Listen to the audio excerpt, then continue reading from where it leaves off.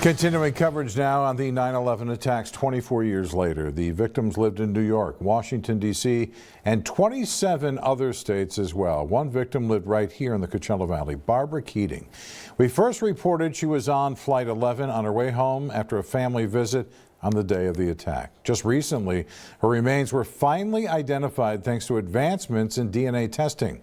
Lee Waldman has more on the nonstop work to identify the people killed that day and also speaks to Keating's son all these years later.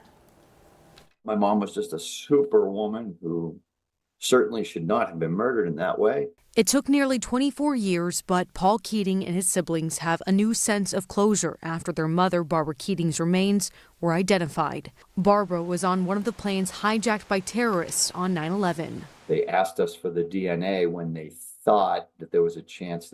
They found hair in a hairbrush, and she was on the short list, obviously, from the plane. Barbara's remains were identified along with two others last month, Ryan Fitzgerald and a woman whose family is choosing to withhold her name.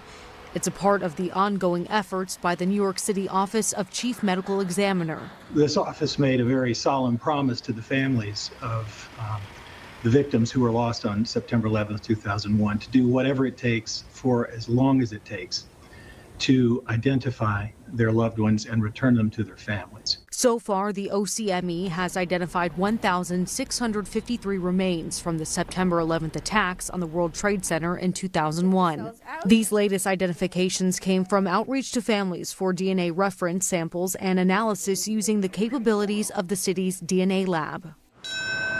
Keating says they're eternally grateful for the work done by the medical examiner's office to bring them closure. It's amazing. And yes, they did it milligram by milligram. They're still at it. In New York, I'm Lee Waldman.